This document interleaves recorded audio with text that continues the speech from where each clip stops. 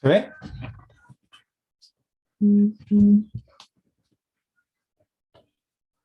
Sí, Fernando, se ve perfecto.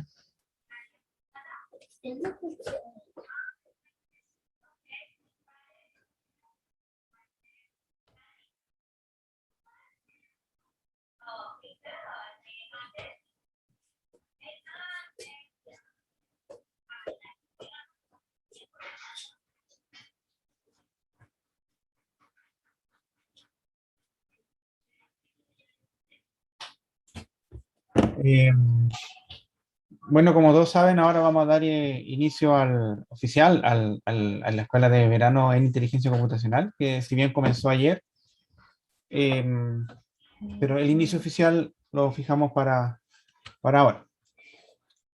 ¿Ok? Solo para recordar que el EVIC es un evento anual que se realiza en Chile desde el año 2004, ya bastante tiempo, donde tiene como objetivo promover la inteligencia computacional reuniendo áreas tan diversas como control inteligente, robótica, visión computacional, neurociencia, ciencia de datos, reconocimiento de patrones, big data, y ahora seguramente se une Internet de las cosas, entre otros, entre muchas otras cosas. ¿Ya? Quiero agradecer en particular a EVIC, a tres auspiciadores que nos han apoyado tanto en el EVIC como en el Congreso Latinoamericano, ya que son Alaya, Anastasia y Arauco, que recientemente, como todos vieron, presentó una muy buena exposición.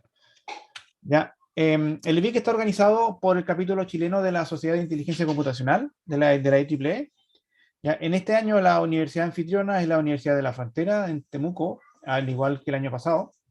¿Ya? Desgraciadamente se tuvo que hacer virtual por, digamos, todas las condiciones que ustedes conocen. ¿Ya? Lo importante que hay que tener en cuenta es que la inteligencia computacional es un área de la ingeniería que tiene un fuerte impacto prácticamente en todas las áreas del conocimiento. Bueno, recientemente ustedes lo acaban de ver con la exposición de Arauco.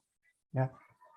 Y provee herramientas, digamos, para automatizar análisis de información, crear sistemas capaces de tomar decisiones autónomas, entre otras muchas cosas. Tiene un impacto fuertemente en la sociedad, tanto en la economía, como lo pudieron ver hoy día con Arauco, ayer con la presentación de Gutec, y lo que han seguido en el LACCI y la exposición que hizo Pablo Seges. Entonces, hay un fuerte impacto. También si pudieron ver ayer en la presentación de Bárbara, cómo se hace el análisis a través de los mensajes, cómo se va, por decirlo de alguna forma, organizando las opiniones en redes sociales. Pueden verla, está en YouTube disponible, está muy buena. Y así también ofrece oportunidades para crear nuevos polos de desarrollo para la región. Yo creo que todas las exposiciones que se han visto, tanto en el LACCI como en el EVIC, a partir de ayer, dejan claros estos puntos. Este año, al igual que el año pasado, se hizo en modalidad virtual. Se transmite vía streaming por YouTube. Ya son 2 días con 11 exposiciones, ya que comenzó ayer y continúan hoy. Las exposiciones se separaron en 4 grupos. Los keynote speakers, una exposición de outreach, que es una especie de se me fue la palabra en español. Ya, se me fue. Tutoriales, y incluimos finalmente 2 auspiciadores, que en este caso son Anastasia y Arau. ¿Ya? Extensión. Outreach. Ahí se me fue el... Ya, como recordatorio, en las presentaciones de ayer presentó la doctora Carol Willin, ya, la doctora Bárbara Poblete como keynote speaker. Como en la presentación de Outreach presentó el doctor Alfredo Costa de Brasil. Y los tutoriales que se presentaron ayer, está el tutorial del doctor Felipe Tobar, ¿ya? Y la presentación que hicieron María González con Carlos Molina de Gutec. ¿Ya?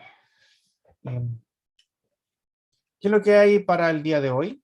Para el día de hoy, bueno, partimos en la mañana con la presentación de Pablo Vera, que presentó cómo Machine Learning se ha implementado dentro de Arauco. ¿Ya? Y a continuación, ahora a las 10:15, continúa la doctora Alice Smith de la Universidad de Auburn en USA, que presenta el tema que lleva por nombre Engineering System Design Using Natural System, que comienza de las 10:15 y termina a las 11:15. A continuación de la doctora Alice, sigue el doctor Piero Bonisone, ¿ya? También de Estados Unidos, ¿ya? Quien va a presentar el tema de Analytics for Industrial Leveraging Model Ensembles, ¿ya? De las 11:30 hasta las 2:30. ¿Ya? Ambas charlas son muy buenas, así que se las aconsejo que las continúen. En la tarde tenemos la presentación del patrocinador de Anastasia, que va a ser, que la va a presentar el doctor Pablo Seger, que es uno de los cofundadores de Anastasia, a las 1:30 hasta las 2:15. A continuación, a las 2:30 presenta la doctora Leticia Seijas de la Universidad Nacional del Mar del Plata de Argentina, quien presenta el título, el tema que lleva por nombre Las redes neuronales convolucionales y la sociedad de la inteligencia artificial.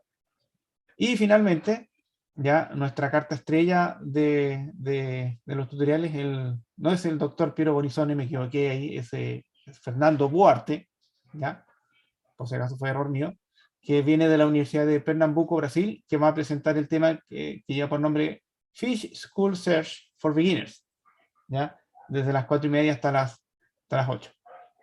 ¿Ok? Algunas consideraciones que pueden hacer en cuanto a lo que es el EVIC. Pueden hacer las preguntas utilizando el chat de Zoom o por YouTube. Recuerden que esto se transmite en paralelo. Ojalá, bueno, no ha habido problema hasta el momento, mantener una buena conducta de comportamiento, y el moderador siempre es el que va a realizar todas las preguntas al expositor. Como otro dato, que si bien lo comentó Claudio en la mañana, en la página web del EVIC hay una opción de reclutamiento, ¿ya? Que es para, básicamente es un formulario de inscripción en el cual ustedes muestran que tienen interés para prácticas, haga alguna actividad de titulación o como práctica controlada, por ejemplo, o un trabajo guiado, o simplemente para trabajar en las empresas que están apoyando o patrocinando tanto el EVIC como el Congreso Latinoamericano, ¿ya? Y para hacer esta inscripción simplemente se van a la página del EVIC, se van a la opción de reclutamiento, la pinchan ahí y ingresan el correo con que ustedes se inscribieron en el EVIC. ¿Ok? Finalmente, eso es el inicio del EVIC. Eso sería. Ya vamos a continuar ahora con la charla de la doctora Alice Smith a las 10:15 y con el doctor Piero Bonisoni después de las 11:30. Así que estén atentos que debería haber llegado ya Alice. Eso sería, Villaray.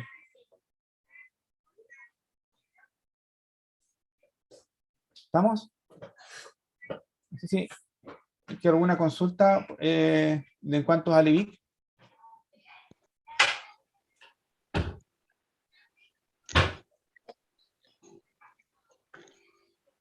¿No? Ok. ¿Llegó Alice?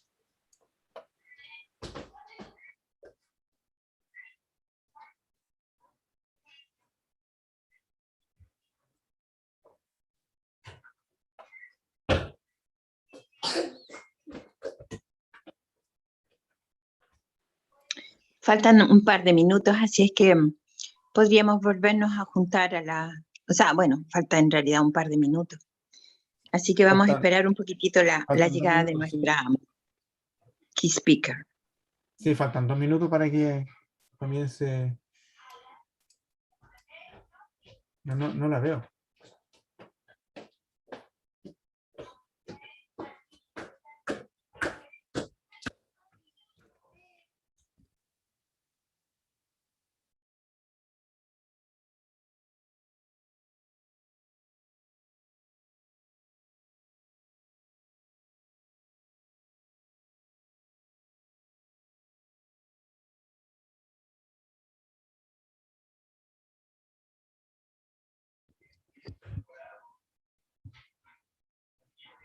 Estamos esperando que se conecte la doctora Alice Smith para que comience su presentación.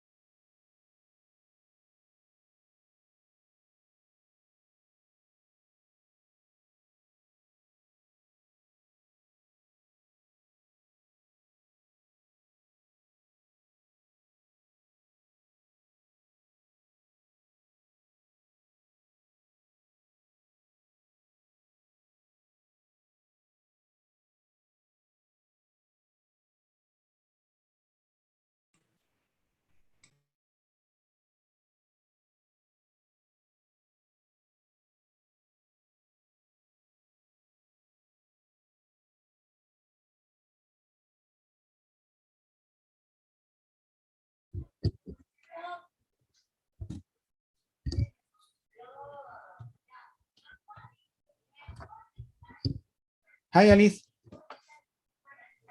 Hola, buenos días. Fernando, here. My name is EVIC.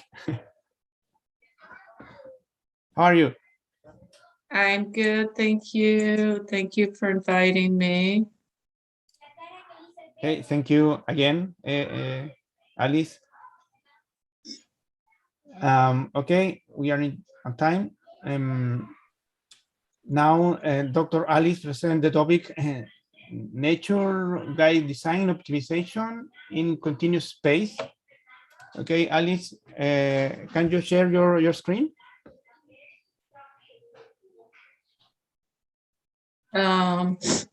Yes. Hello, good morning, Alice. Good morning. Welcome. Buenos dias. Buenos días. Welcome back. Thank you. You have the choice to speak in Spanish if you want. No, desafortunadamente mi español no es bastante bueno para hablar una presentación en español. Quizás en un año futuro, posiblemente. Bueno, Pero ahora no. Gracias. como sea más cómodo para ti. Sí. Okay, I guess I will start then.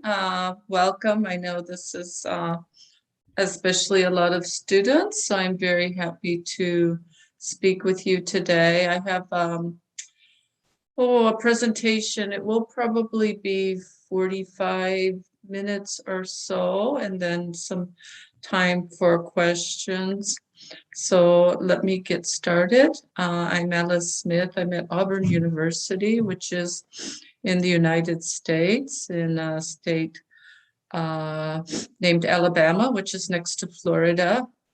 And I also have the pleasure of working with Chile a lot. It's like my second country. I love it, and I miss it very much since the pandemic. I hope to return next year. And I'm an adjunct professor at Católica in Valparaiso. I also have done work with University of Chile in Santiago and Católica in Santiago, and I visited some other universities as well. So what I chose to speak today is looking at optimization and continuous space. I work in both combinatorial problems and continuous problems, and I found that the optimizations are usually quite different, at least using techniques from computational intelligence. So let me get started. Let's see. There we go. Very shortly about me, I already said I have a joint appointment in industrial and systems engineering and computer science and software engineering. I've been very active in IEEE, which of course is a sponsor of your event, and I'm proud to be a fellow. I'm also a distinguished lecturer and on the ADCOM. I'm involved a lot with editorial positions, and so I'm the current editor-in-chief of Informs Journal of Computing. And that's me and one of my projects at top. It's when I was an assistant professor or maybe associate professor, but a while ago. And at the bottom was when the last wiki, the IEEE wiki that we had in person, unfortunately, the most recent one was virtual. And that was in Rio de Janeiro. So that was pretty exciting. And I gave one of the keynotes there. So this is an overview of my talk. And what I'm going to talk about is kind of a few general remarks about algorithms, and especially simple algorithms, because the two different approaches I'm going to show you, which are evolutionary strategies and particle swarm optimization. So both of those are designed for continuous space. They both are not as popular as some other meta heuristics, such as the genetic algorithm or the ant colony. but I think they offer a lot of advantages, especially in continuous space. So I'm going to tell you some more about these algorithms and how I implemented them in 4 different, very diverse applications. So 3 of the applications, the first 3, will use evolutionary strategies. We're going to look at facility location, warehouse design, and airfoil design. And the last one uses the particle swarm optimization, and we're going to look at connectivity and ad hoc communications networks. So that's my work is not really theoretical, it's much more applied, and I do a lot of different applications. So for those of you who are at my talk Wednesday, this is all of these are different except the last application is similar. Well, it's actually the same as I showed on Wednesday, but oh well. So one thing that I've noticed that has happened in our field, so I've worked in computational intelligence for over 30 years. I graduated 30 years ago when I was very, very young and became a professor. And actually my dissertation was in computational intelligence. It was in neural networks. So I've been working in the field a long time. And I found with our field in general, because computing has gotten so powerful and so available, that it's gotten very complicated. There's all sorts of special purpose mechanisms and algorithms. And to me, sometimes that's necessary and sometimes appropriate, but I often think that we are trying to make things too complicated and too fitted to certain problem instances or problems types.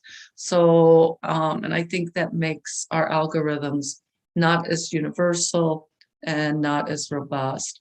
So one of the things that I try to use as a goal in my work is to seek simple things. And so these, of course, are 2 classic designs from mankind, been part of mankind for I don't know how many tens, if not hundreds of thousands of years, and the wheel and the needle. And if you think about the needle, I mean, you can't improve upon it. I mean, it's the same needle that we found back in Stone Age, made of bone. Now it's metal, but it's the same design. So, of course, I don't think my work, I'm going to design a needle, but at the same time, I can design algorithms that don't have a lot of dependencies on parameters and are pretty general purpose. So a couple of my favorite quotes about algorithms, I also did these on Wednesday because I really like them, and they have to do with simplicity. The first is the so-called Occam's razor, and you'll actually often see it referred to in papers about algorithms and even computational intelligence. And this is simply, it is futile to do with more things that which can be done with fewer. Albert Einstein, of course, the famous physicist, basically said the same thing. Everything should be made as simple as possible, but not simpler. George Box, who's a statistician and is less well known, of course, than Albert Einstein, actually gave my favorite quote, which is essentially all models are wrong, but some are useful. So I think in our approach to designing algorithms, we should not try to necessarily strive for total correctness, total fidelity, because we can really never achieve it, not with the complex natural systems, or I mean, real physical systems that we're trying to model. But we want to be useful. So what we're trying to do as computer scientists and engineers, and even applied mathematicians, are to create models and approaches and algorithms that serve purpose in understanding and to support decision making.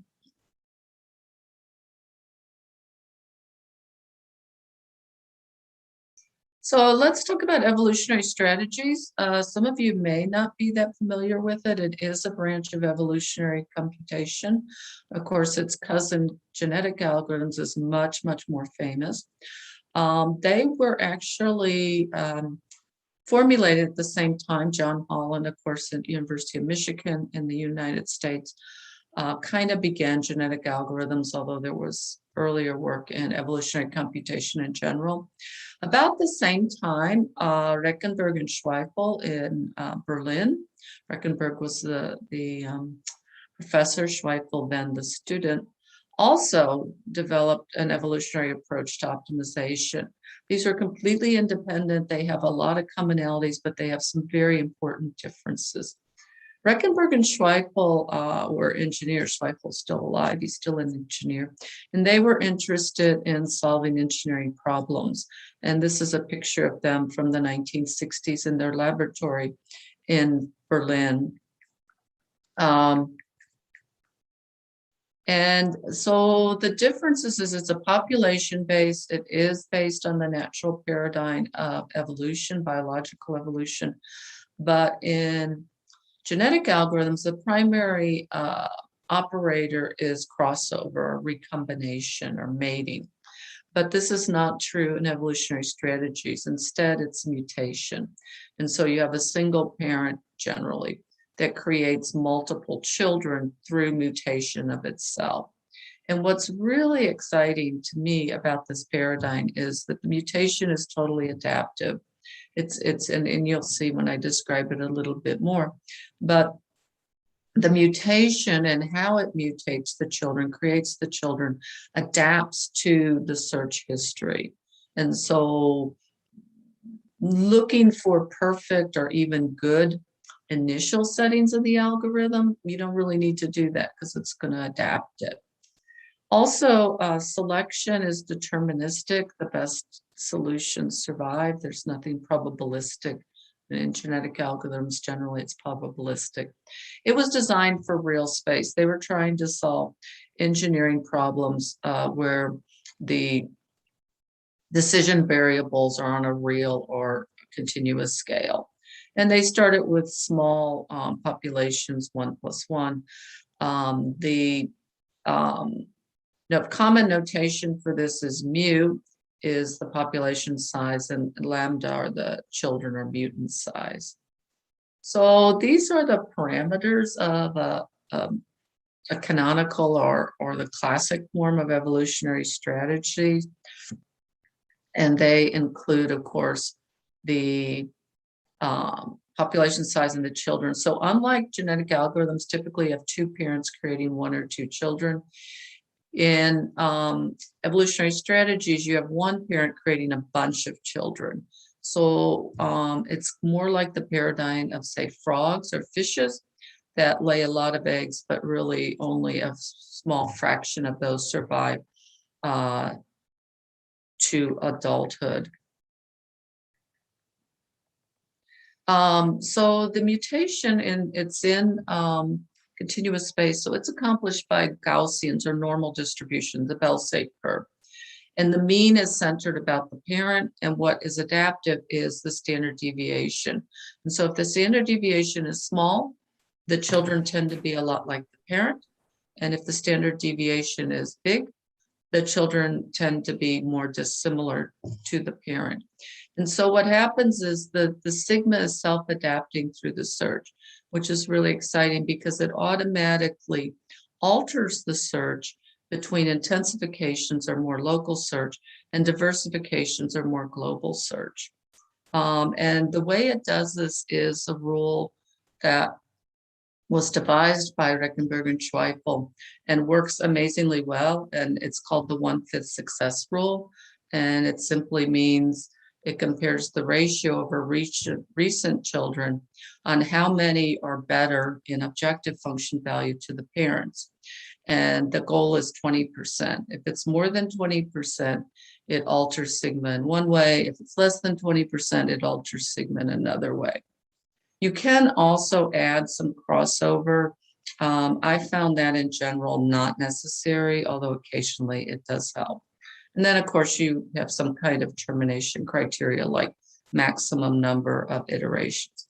So this is from Google Scholar. It's not new. It was done in the middle of 2018, but it looks at the growth in the number of evolutionary strategies papers per year, which were growing at a pretty good rate.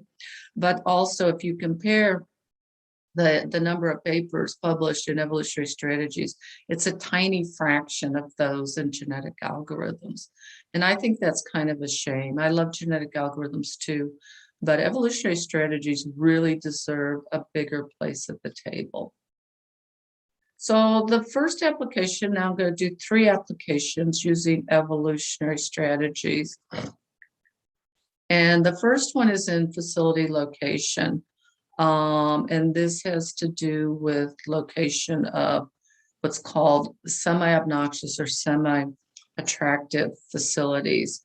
And these are things like airports, fire station, recycling centers, hospitals, where people need to have proximity to them because they need the services. But at the same time, it's not so nice to live really close to them. You have traffic, you have smells, and noise, etc. You can see the bomberos there. I think that's actually a photo from Chile. So this is the problem definition. We're going to be working in a 2-dimensional Euclidean plane. You could do 3-dimensional, you could do any other kind of distance metric like Manhattan. Again, I've already talked about what these facilities are. So you need to have them close to demand points. So what happens is you basically cluster population into demand points. So each demand point represents multiple people or households that need the service. And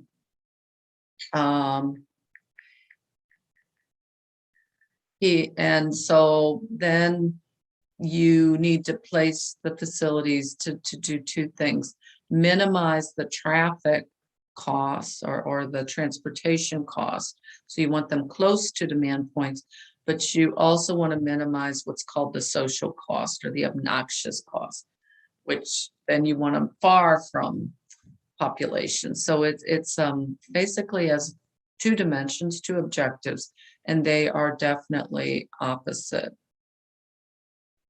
And so each facility has a capacity limit, and each facility has a setup cost to place the facility, and then an operating cost that varies with demand. And if it exceeds demand, it can still operate, but there's a penalty because it costs a lot more. So we did 2 real case studies. This was with my PhD student, Alejandro Terán. He's from Mexico City. And so the first one we did in our small city, which is Auburn, Alabama, and we did bomberos, fire stations. And so there are 33 demand points. So the population was put into 33 demand points, and the top right is a graph of our city with the current fire departments. There's currently 5. The second is Mexico City, which is the home of my student. And of course, that's one of the biggest cities in the world, over 7,000 demand points. And this is about solid waste transfer. And Mexico City currently has 12 transfer stations. And you can see how they're set up in a map of the city. So we used a bi-objective model. We're going to minimize the non-social costs, which are the transportation and setup operating costs. And you can see we used, for both of these, all of these, we used a piecewise linear function. You could use really whatever you wanted. You could use a nonlinear function, discontinuous, it doesn't really matter. And then for the social costs, again, we used a piecewise linear, where if you're really close to the facility, you have a constant but high amount of obnoxious effects. And then it decreases linearly with distance until once you reach a certain distance away, no matter how much further away you are, there's no more obnoxious effects. So this is how we encoded things. We use the XY coordinates of the facilities to be located, and the other two are the sigmas, okay, because that's going to determine the adaptive mutation. We use 10 parents, each on 100 children, so each parent created 10 children. We did actually add recombination or crossover to this because it helped it. So we did a bi-objective version where we keep a non-dominated or Pareto optimal set out to the side. And when we do a child, we look and see whether it should be added to the Pareto set or not. And you can see we have different number of generations for each of the problems. So what I'm going to show you here is the fire station one first. On the left, you'll see the total cost, which is the combination of the social cost and the transportation cost over the generations of the algorithm. Of course, this is, you'll see it go down, and this is the best design. And on the right, you'll see how the fire stations are actually placed on the map of the city over evolution. So we are placing different fire stations here, different numbers, so we don't pre-specify how many should be placed. That's all function of the objective function to minimize total cost. And you can see, like most of these algorithms, you get a big improvement in objective function value at the beginning, and then it scales off and it kind of approaches, usually asymptotically, the final value, which in this case is this one. So this is a graph showing both costs. The social cost is on the y-axis. The non-social, which is the transportation, operating, and setup cost, is on the x-axis. So the ideal point is 0, 0, which is at the lower left. And what we have here is the current situation in Auburn, which is the big solid block. We place these in two different ways. The first way, which is the small solid diamonds, is if we place all the facilities at once. And of course, we could achieve very good results that way. But that's not really what cities do. They typically place facilities one at a time as the population grows and needs it. So the second way we did a sequential placement. Those are the open circles. And you can see if we place them one at a time, which would be a city evolving naturally, we can't get as good a final solution as if we place them all at once, but at the same time, we get much, much better solutions than the current situation in our city. So these are the results also for the Mexico City one. And again, you can see placing them at one time, there's a lot of different good solutions depending on the balance between social and non-social costs. If you place them one at a time, there's some different solutions, but they tend to be tightly grouped. But all of those improve dramatically on the current situation in Mexico City, which is the solid square. Runtime was pretty reasonable. This is in seconds. This is Mexico City, the big problem. And it took less than 2 hours for Mexico City to run, which is fine because this is a design problem. So it was really, we think, effective and appropriate. It was easy to modify to do either sequential or all at once placements. And this is a graph of one of our designs that is in Mexico City, and you can see all the over 7,000 demand points and assigned to the different waste transfer system. The second one is warehousing, so really different, but this is also in logistics. This is a picture of an Amazon warehouse. You can see it's pretty simple. You've got what they call pick aisles, which are the smaller aisles. In this case, they're running horizontal in the picture. And then you have cross aisles, which are the larger aisles that are added for convenience of people moving around. And there's one big one there in the vertically, and you can see the workers, and they're walking around with carts, and they're going and doing what's called picking. So when an order comes into Amazon, they actually go out in the warehouse and find the item and put it in the cart, and they assemble the order. This is called order picking warehousing.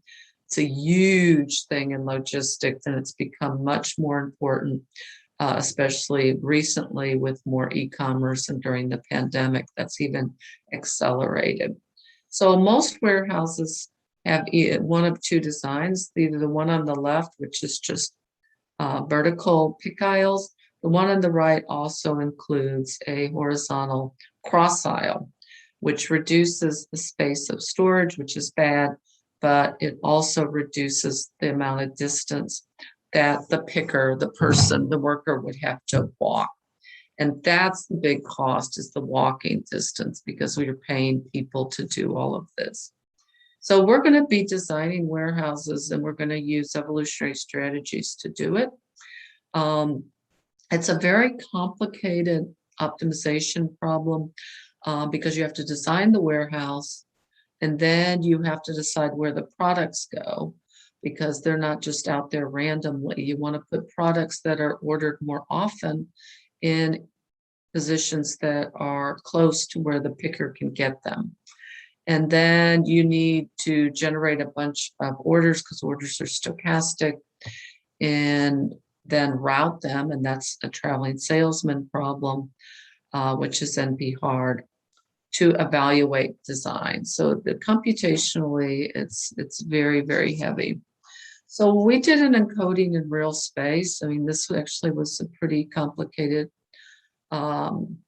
situation task we needed to do, which was to encode the warehouse.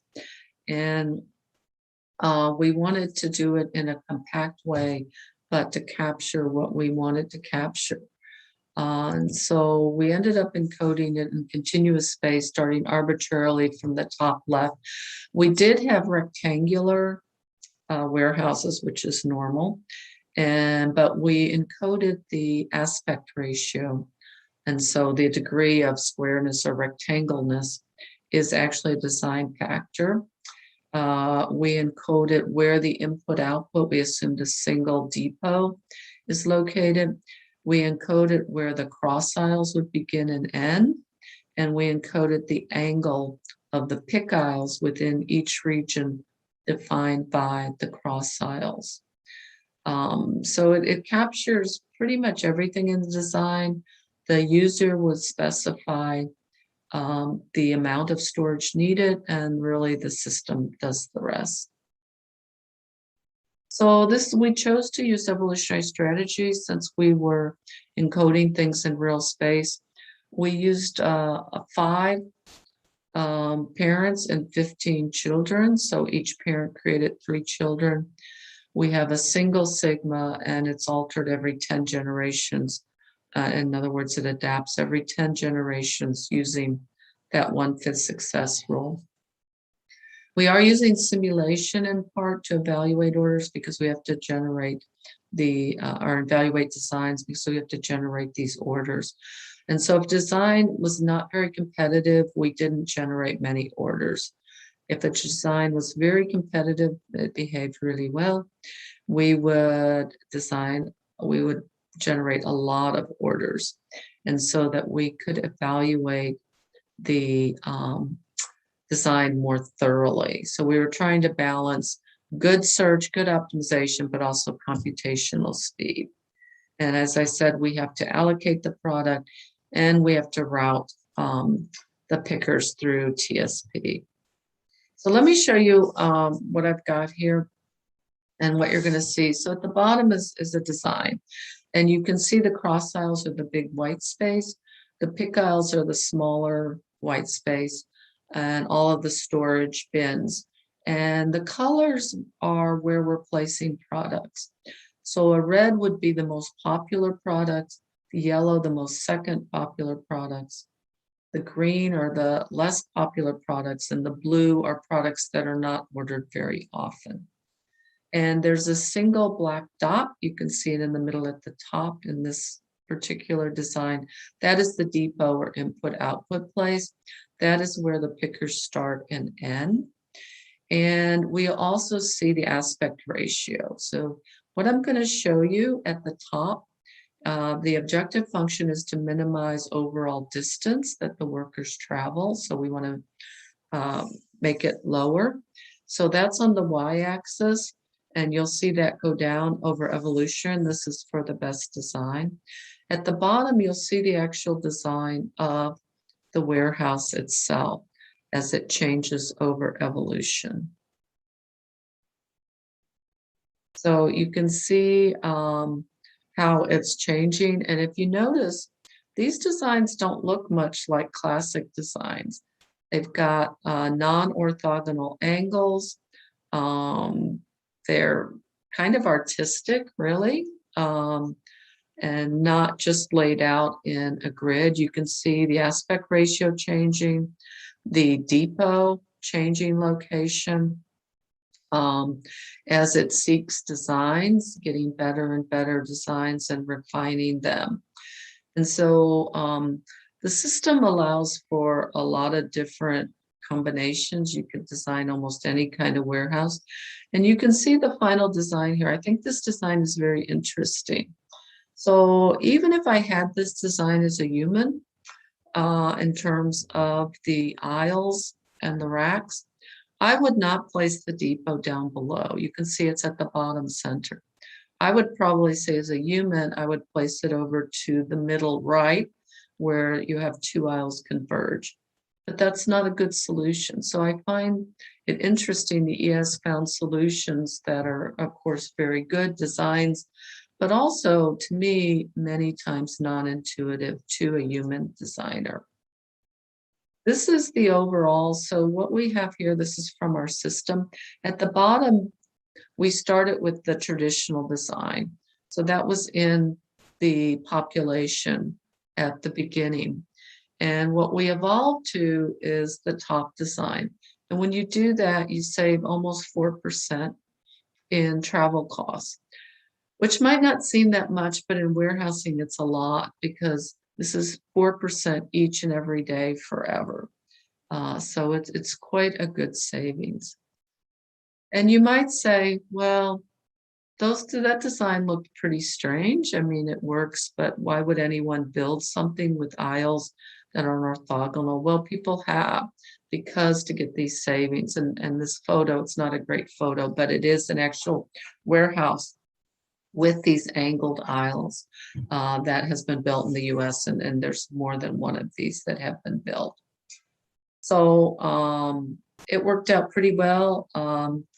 It did run a long time because we're doing this simulation for the objective function and the TSPs, and there's a lot computation. I have a whole talk just on this project that goes an hour. So the third and last application in evolutionary strategies is on airfoil optimization. And this was in conjunction with a student from aerospace engineering. And he was working as design of the wings or airfoils of a fixed wing drone. I don't know much about aerospace engineering, but he did. So we worked together on this. And what we're going to do is direct optimization of specifying the geometry of the airfoil and then evaluating the performance actually through a flight simulation software. So one of the ways to do this is use a set of control points and Bezier curves. And so these are control points with Bernstein polynomials between them. And this gives you kind of a cross-section view that of an existing approach where you've got these control points, which are the vertical lines. Well, they go over one dimension vertically, and you specify the control points, and then the curves are fitted between them to specify the geometry. The idea my student had, which is a very good one, is to allow the control points not only to move in vertical space, but also horizontal space. So the little squares showing the horizontal and vertical movement on the outside is his idea. And so what you have is you can move these control points in both X and Y, which can allow for better design. And in fact, it does. I will show you the results. But the search space becomes really, really big, much bigger. So we decided to use evolutionary strategies. We used a population of 8 parents and 40 children. So each parent created 5 children. We used 12 control points, 6 on the upper surface of the airfoil and 6 on the lower surface of the airfoil. We did try seeding the initial population, in other words, with good airfoil designs, but it really didn't impact our final design. This is a typical encoding, so you can see 6 control points on both upper and lower. And of course, these are encoded in XY space and real space. So the ES is altered by the 1/5 success rule every 50 evaluations. We also used a mechanism to diversify the search with a sigma restart every so often. This, like the first application, is actually 2 objectives. We're going to want to maximize lift and minimize drag. So we used a rank based by objective fitness. And using epsilon dominance, which is a pretty common method from the evolutionary computation literature. And so out to the side, we keep the Pareto or archive set. If a solution is infeasible, in other words, it can't fly, we discard it. And so there's a little picture of the algorithm. So to evaluate the air wing, we use something called X-foil, which is a simulation. It's very computationally intensive. So we had to ration how many times we used it, and that's why we have small population, and we terminate things pretty quickly. And again, we're going to minimize drag and maximize lift. So this is a typical X-foil output. So you get all sorts of parameter values about the flying ability of an airfoil, including the drag and the lift. So we took some problems from the literature from a paper by D'Angelo, and the D'Angelo solutions are shown in the open squares and in the black open squares and the black crosses. So these are the 2 dimensions. The bottom, the X is the drag, the Y is the lift. So the ideal point is at the upper left corner. And so our initial seeds of our population are the blue crosses. And over time, you can see our evolution till it finished. And it finished after about 3 hours for this particular problem with the open red stars. So you can see we got a lot of good designs. They were far superior to the designs found in the literature because we were allowing the control points to move in 2 directions. So it was a pretty successful implementation. The student did graduate and leave, but he was interested in pursuing this to look at polyhedral wing design and also to fuselage design of these drones or UAVs. Okay, so my last application introduces a new paradigm, which is, again, one of my favorites. It's in continuous space. It's particle swarm optimization. It was done in the mid-90s by Eberhardt and Kennedy. They're in the US. Eberhardt's an electrical engineer. Kennedy is actually a social psychologist. So it's a very interesting collaboration. So the solution is encoded in real space as a string of continuous numbers, and that forms what they call a particle or agent or population member. So these particles move through space based on their own experience or called cognition and information that they share with the population or swarm, which is called the social factor.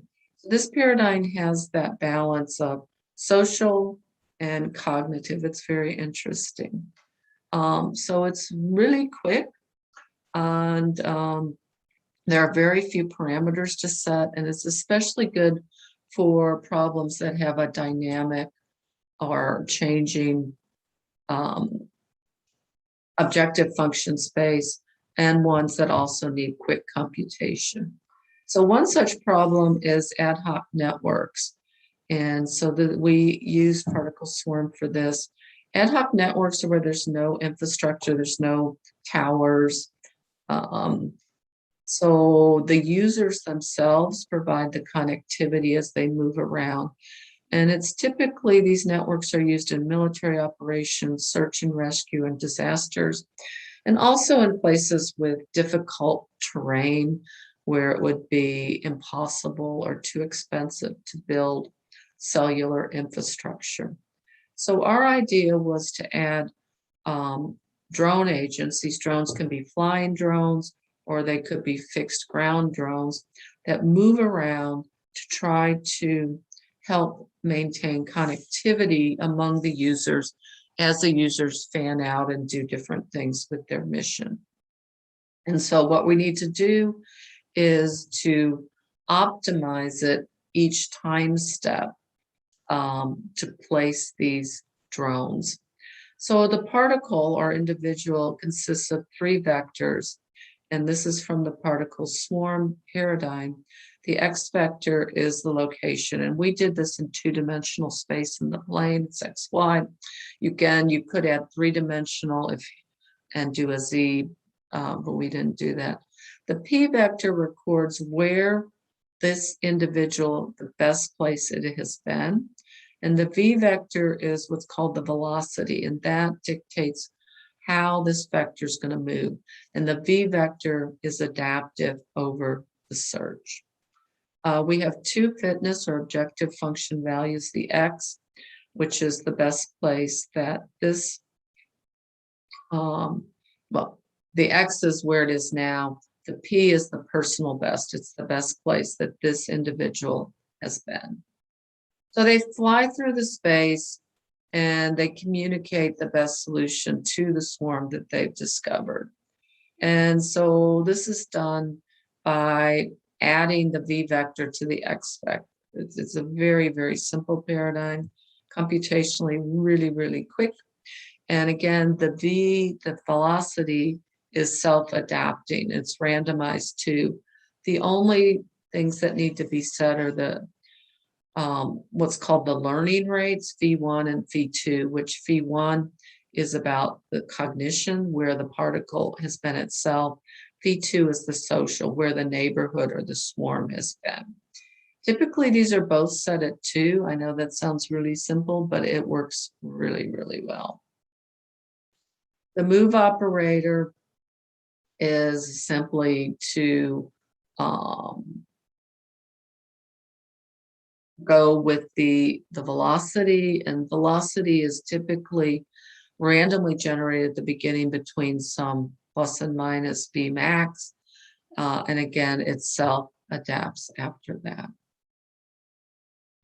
So again, this is to do drones. This is showing a flying drone, but this could also be a ground drone. We know the location through GPS of the users, where they are now and where they've been in the past, but we don't know where they're going next. So why is this a hard problem? So a BHP is a bitch and hard problem.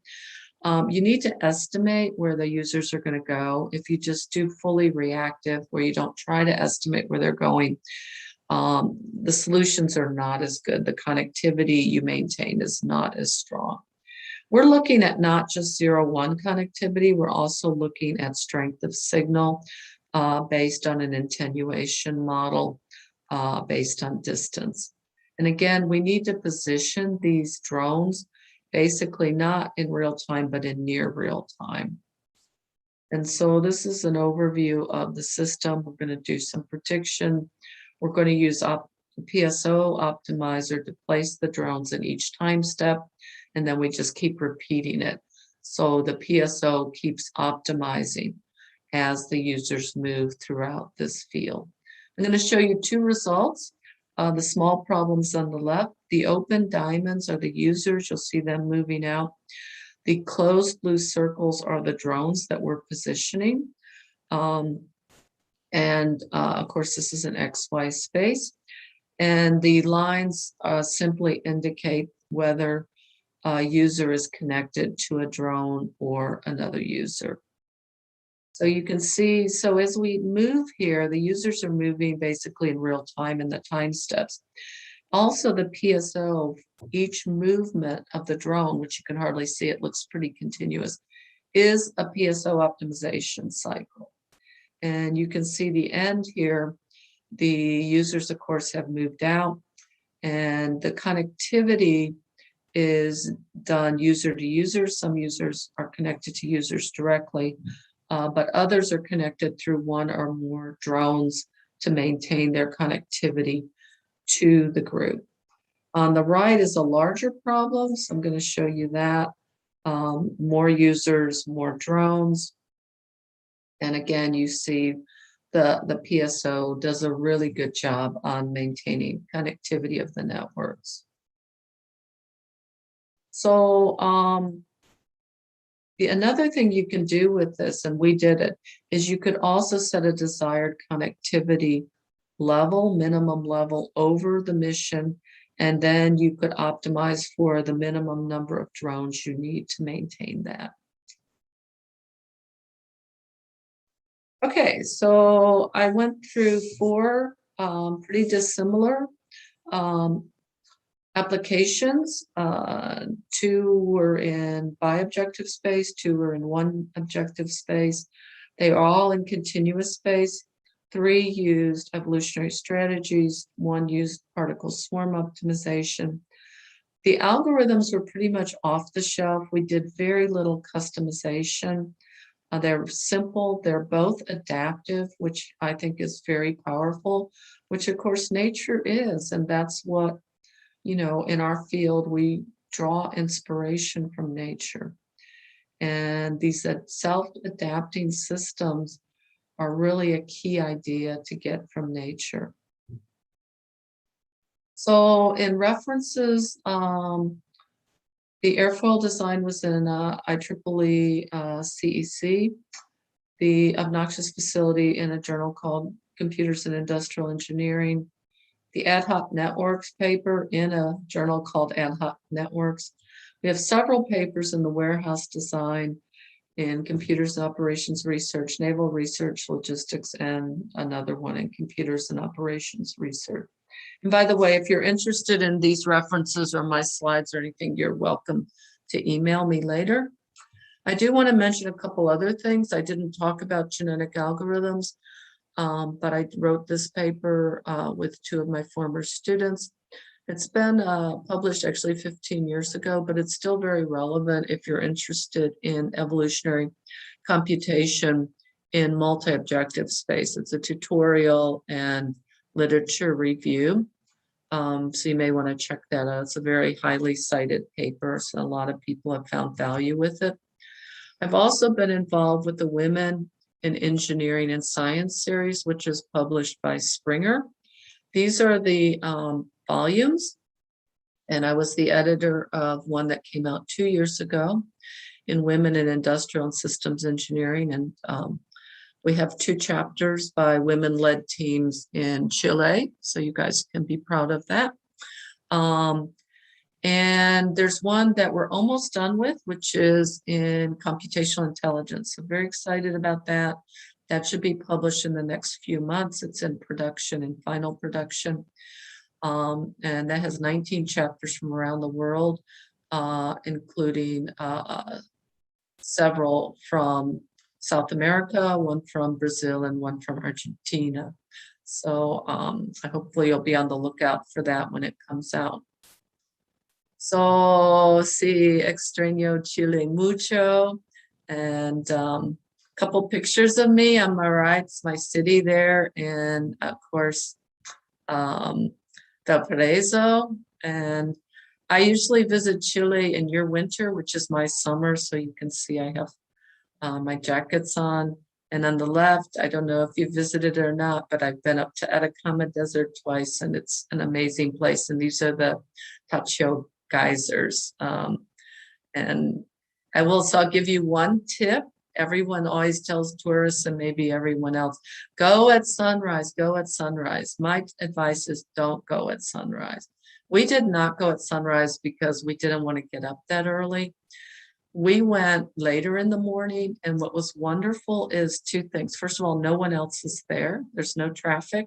You can see we had the place to ourselves. Second, you get to see all the animals, including the vicuñas out along the way, and the foxes and stuff.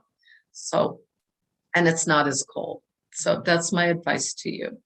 Gracias. And I think I have time for any questions. I guess can put in the chat or comments. Okay, thank you very much, Alice.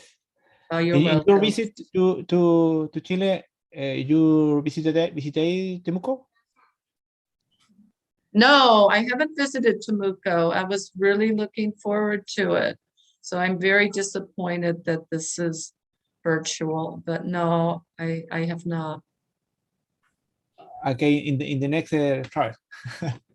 I hope so. I hope so. I liked everywhere I visited in Chile so far, and I miss it a lot. It feels like my second home, and my husband likes it very much also.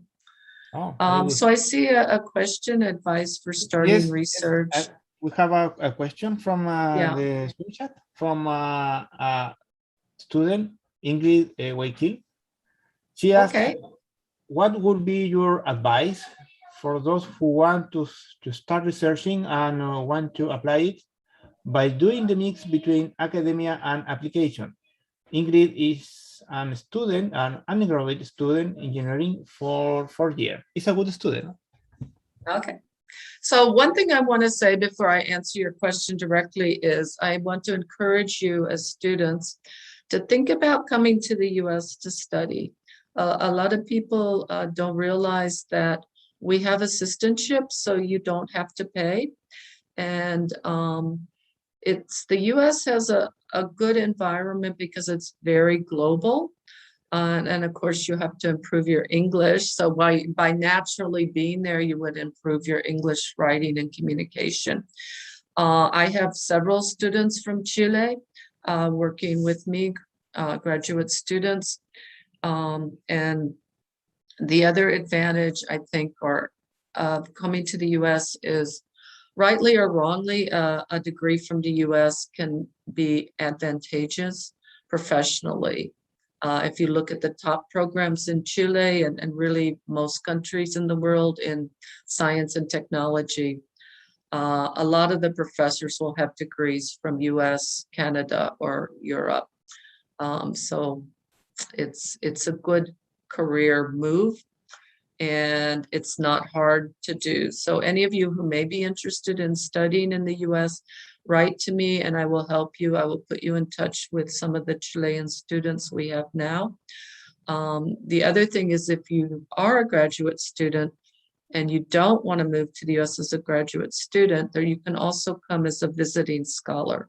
So right now I have a student from Chile, from Católica and Valparaiso. I'm co-advising him there. He will get his degree from Católica, but he comes for research stays of several months as a visiting scholar to the US. So there's a lot of possibilities that you may not know about as a student. And I found that in my travels to Latin America, that students aren't aware of how easy it is, especially if you're a good student, to come and study in the US. So in terms of academia and application, definitely sometimes we think of academics as being research and doing something very narrow and deep. That's not the career I wanted.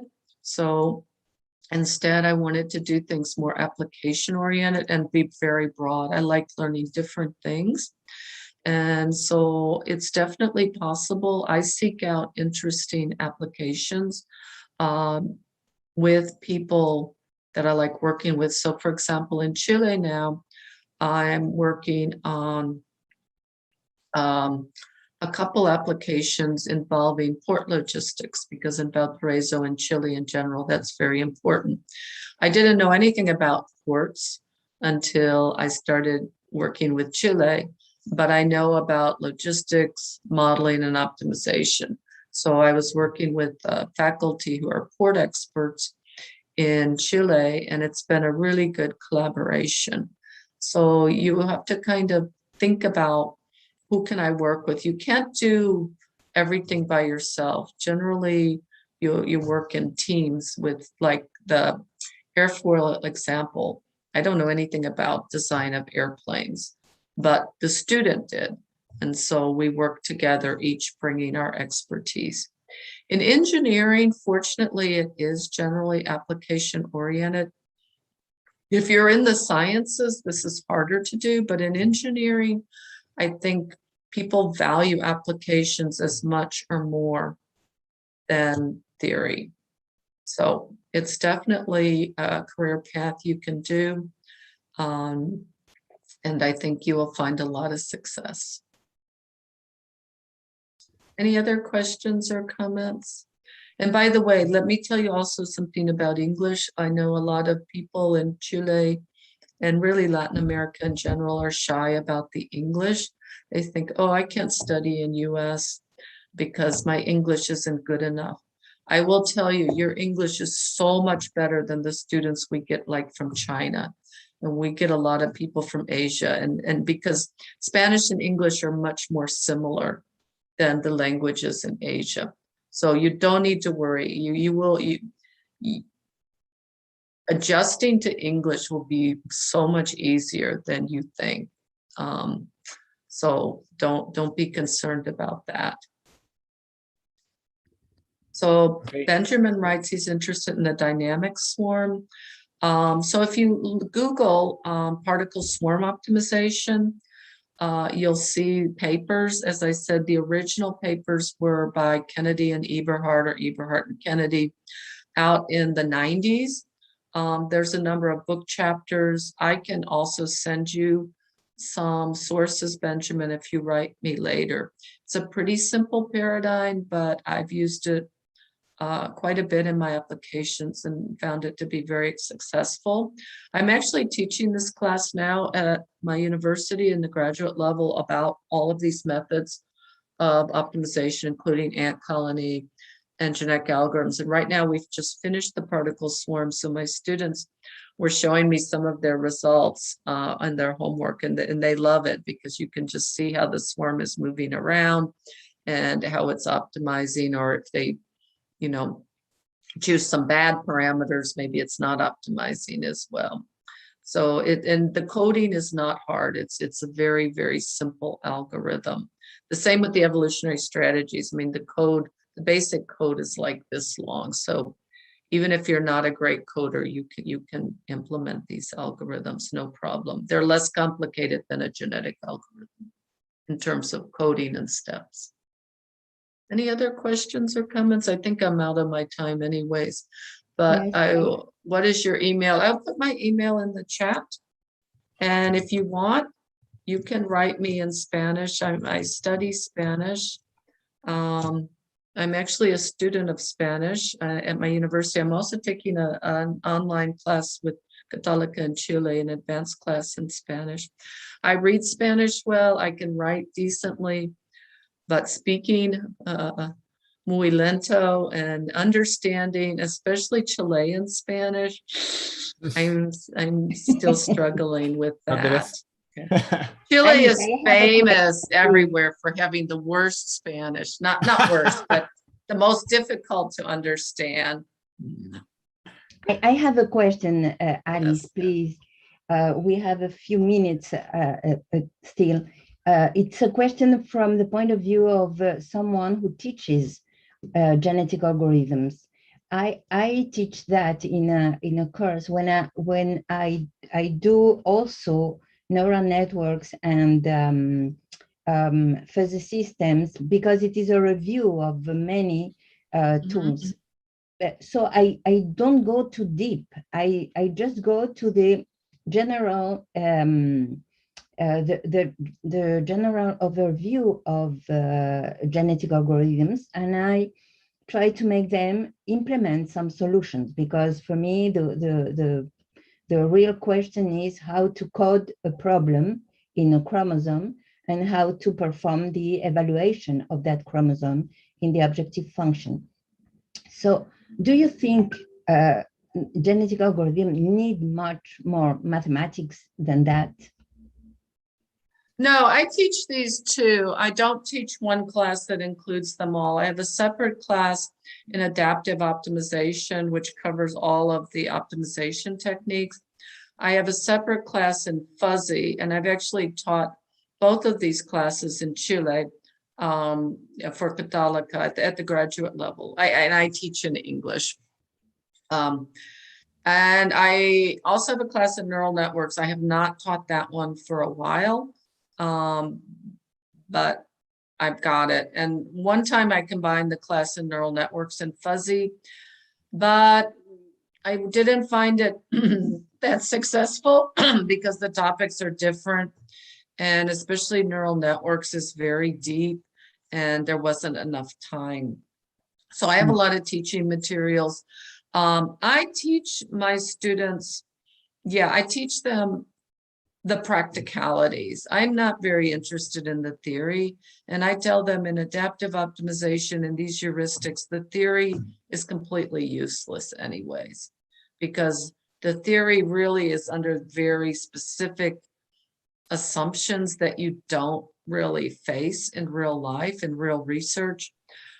So we talk about, the algorithms, the pros and cons, how to make them successful.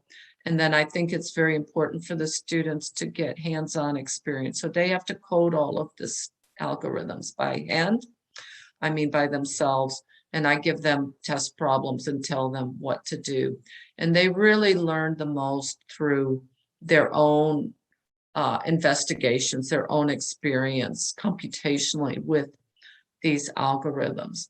So I guess what I'm saying is, no, I don't think the theory and mathematics are really necessary for students, especially at a more introductory level.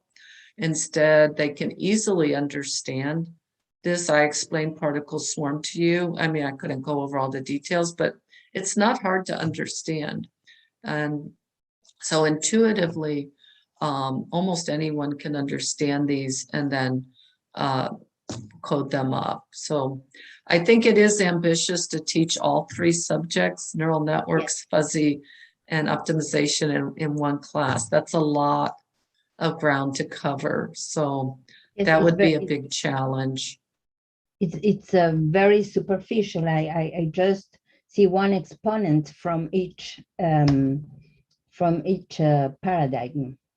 I understand. Yeah. I have not done one like that. I think it would, you could do it. Yeah, you could do it. But they would just get kind of a feeling for it, not a full appreciation. Thank you, Alice. Oh, it's my pleasure. Well, thank you all. We are Any other time, questions? Alice? Yes. Yes, we are on time. I want to thank your collaboration with EVIC, both in this version and in the last year, if you remember. Yes, I know. I thought this year I would be there in person for sure, and I'm still waiting. Todavía estoy esperando. The next year. Espero que sí. Yes. Yeah, I hope to visit Chile maybe in April if things open up. So I'm waiting for that. I have weekly research meetings with Chile and with the Católica and Valparaiso, so I'm pretty up to date on what's going on in terms of at least their university. They're still basically virtual, and Chile opened the borders, but it's really difficult to get into Chile even now. Too difficult. It's crazy difficult. Your country's too protective. No other country has these rules. Maybe China, that's it. So if you're going to get, if you're going to get tourists, you're going to have to loosen your rules up because the other Latin American countries aren't as strict as Chile. So I'm waiting for that, but hopefully it will happen in the next several months. But we'll see. And I'm happy to be with you virtually. And I do encourage you, students, if you're interested, just to reach out to me. I'm very responsive by email. And yeah, Sebastian said, so we're doing I-Force here in 2023, well, in Santiago.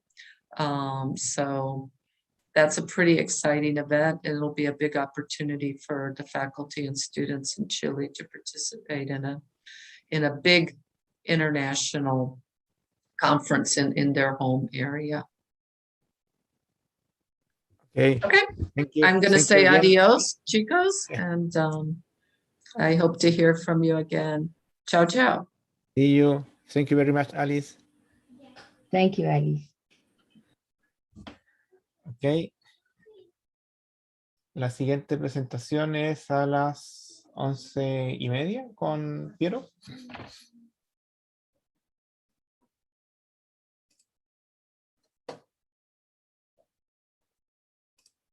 Así que... Sí, efectivamente es a las 11:30. Aquí está Sebastián. Sebastián, hola.